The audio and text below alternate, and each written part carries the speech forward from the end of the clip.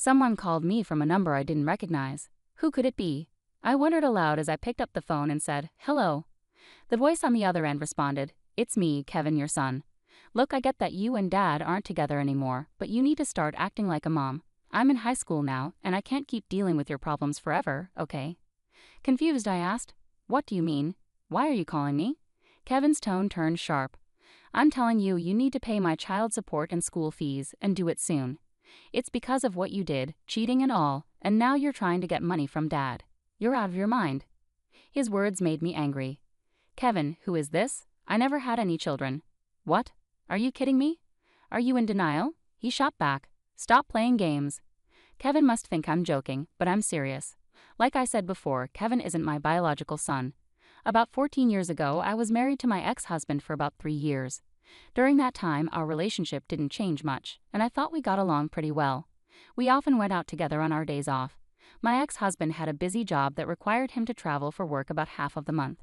I knew about this from the beginning, so I wasn't too worried about it. The only thing that bothered me was the topic of children. Before we got married, I really wanted to have kids soon.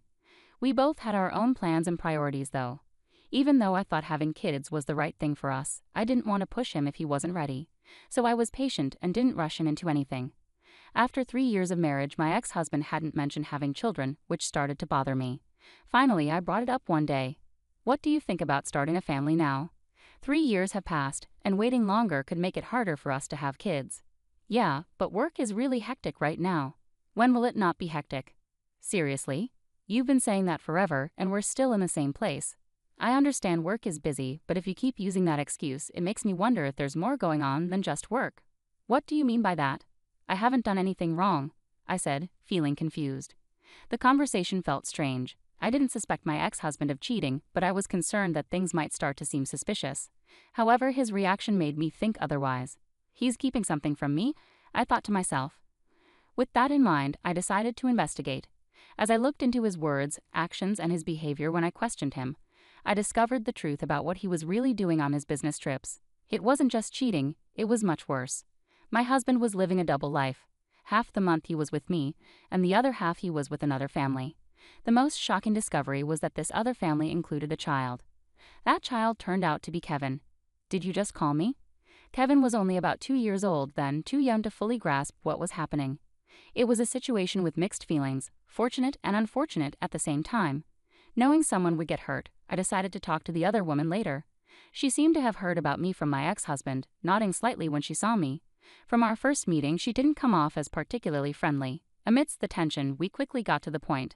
I brought up everything that troubled me, whether it was acceptable for my ex-husband to lead a double life, and whose child Kevin really was. Without any hint of regret, she calmly answered, "Carly," confidently stating she was Kevin's mother.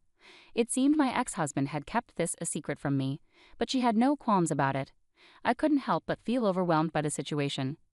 Finally, I asked her what her plans were moving forward. "I'm not planning to change anything in my life now. I'm fine with how things are," she replied. "Besides, I don't think he's interested in having more children." "Why do you say that?" "When I told him I was pregnant with Kevin, he didn't seem happy. He said it would have been better if the timing had been different. So my pregnancy was more of an accident. Otherwise, I don't think he would have wanted a child. But he told me he loved kids. Doesn't that mean he wanted a child with you?" She smiled faintly and said, "Isn't that strange? If that were true, why did I, who wasn't keen on having a child, end up giving birth, while you, who wanted a child, didn't even conceive? Can he truly say he loves children?" "Well, I'm sure he said he loved kids, but maybe it was just something he said to impress you. Perhaps he used it as an excuse to get close to you."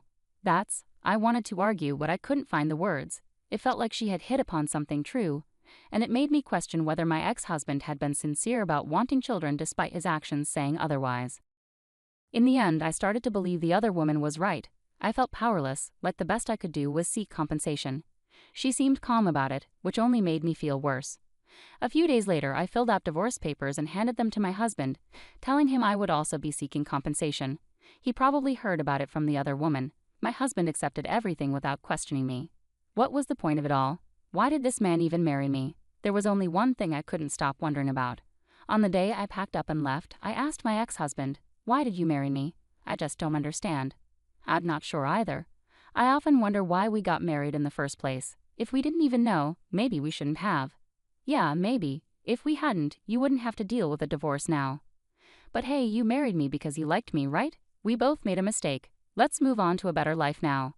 Thank you for everything. Same to you? I'll pray that I don't choose someone like you in my next life, I said, and then we got divorced. I became single again, changed jobs, and moved to a different state, aiming for a fresh start. It was a valuable experience for me to approach everything with a new mindset. My ex-husband occasionally contacted me for paperwork, but we never discussed our current lives. Maybe he wasn't interested. He had his own life, and I had mine. About 10 years passed without us keeping in touch. Then unexpectedly, I received a call from Kevin. I was curious about the reason, but it turned out he was asking for child support and school fees. Kevin is the child born from my ex-husband's affair. Naturally, I have no legal obligation to pay, but he wouldn't accept that. Don't you feel ashamed as a mother? If that's the case, then don't have any children, he kept repeating. It was frustrating to hear the same thing over and over. I didn't want to escalate things, so I waited for him to calm down. Finally, after a few minutes, I managed to speak up. Can I say something? There are a few things I need to clarify. How did you get my number? It's obvious. I got it from Dad. Our family hasn't been doing well lately, and things seem strange. Eventually, we couldn't afford tuition and other expenses. Because of that, I had to start working part-time. Dad said it was all your fault. That's when I started hearing different things about you, Mom, that you cheated on Dad and left without fulfilling your promises to pay. Until then, I hadn't asked much about the divorce, but now it all made sense. It's all your fault, he concluded. I see. I finally understood why he was so angry. If what he said was true, any kid would be upset.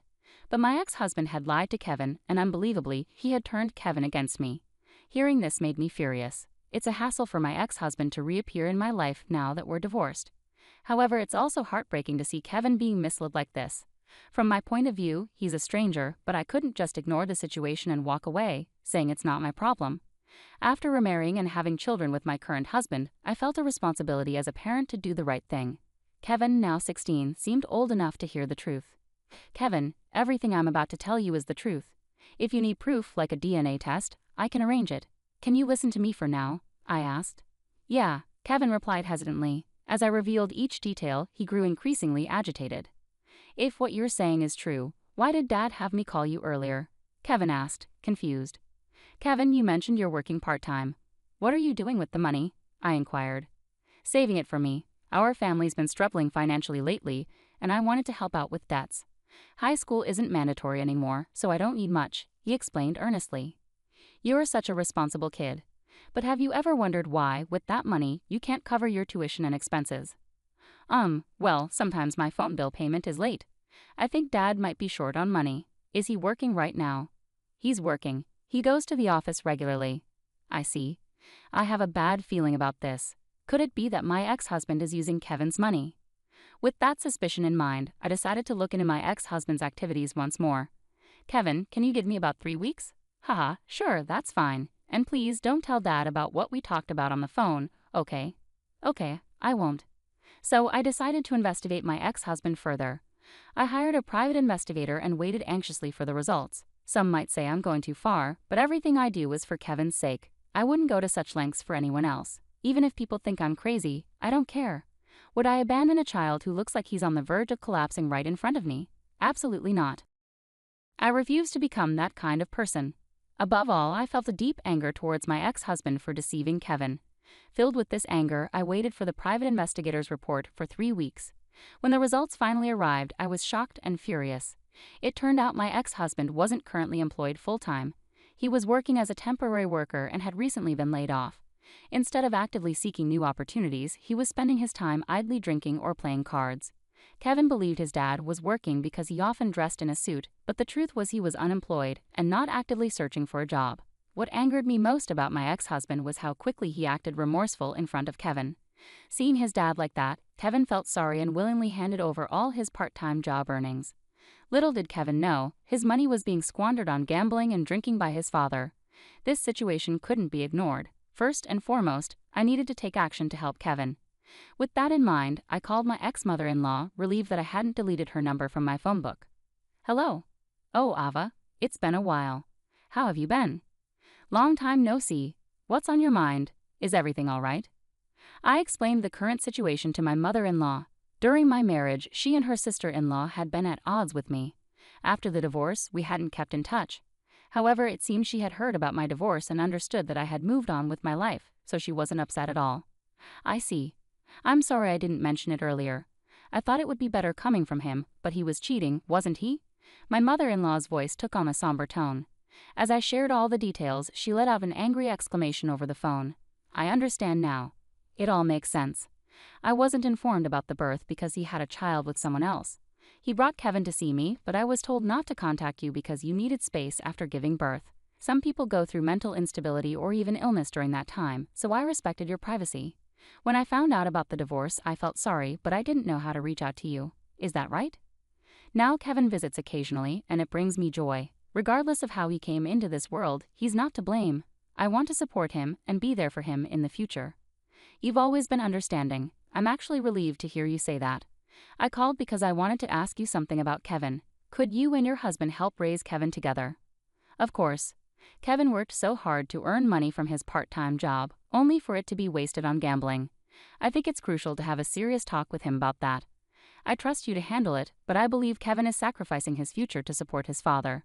Please let him live freely with you and his grandfather. My mother-in-law assured me that she would take care of Kevin, and thus his immediate situation was resolved. Now it was time to confront my ex-husband. I decided to contact him and arrange a meeting. I was furious at him for deceiving me. When I arrived at the cafe at the agreed-upon time and saw my ex-husband, he looked noticeably worn out. It's unusual for you to reach out to me, and wow, you look older. Anyway, what about Kevin? So you already know. Let's get straight to the point. Why did you have Kevin call me? What were you trying to achieve? I was desperate. Money's been tight lately. I lost my job due to a fraud accusation, and Kevin's mother disappeared out of nowhere. It feels like everything's slipping away from me, but my mom and Kevin still think I'm employed. It's easy to fool them as long as I act remorseful. Kevin is your son, right? Doesn't it make you feel something? He's such a dutiful son, giving me money. You won't find a more devoted son than him. I understand now. I feel relieved hearing you say these things openly. Suddenly, 3 people stood up from a nearby table and approached us. Huh? What's happening? You're truly despicable. We overheard everything just now. Even after all this time, your character hasn't changed. It's over for you. It was my mother-in-law, my aunt-in-law, and then Kevin. To convince everyone, they needed to see his true nature with their own eyes. My ex-husband started to visibly flounder, unable to find the right words. As everyone chastised him, he kept glancing at me, seemingly seeking help. But even if you make that face, it won't change anything. You need to accept responsibility for everything you've done and recognize how disgraceful your actions have been. And with that, the incident came to a close. Since then, my ex-husband faced criticism from my mother-in-law, aunt-in-law, and father-in-law. He was pushed to find work and eventually secured a job at a construction site through my father-in-law's connections. My father-in-law insisted it was to straighten him out. Moreover, he arranged for child support to be deducted directly from his wages. This ensured that Kevin's tuition and other school expenses were covered. Kevin has since been living with his grandmother. While I remain deeply disappointed in my ex-husband, he has apparently shown kindness to my mother-in-law and father-in-law. Kevin continues to be a kind-hearted child through it all. I'm still uncertain if my actions were entirely justified, but there's no denying things have improved. My greatest wish is for Kevin to find happiness. As my mother-in-law wisely said, a child born into this world bears no guilt.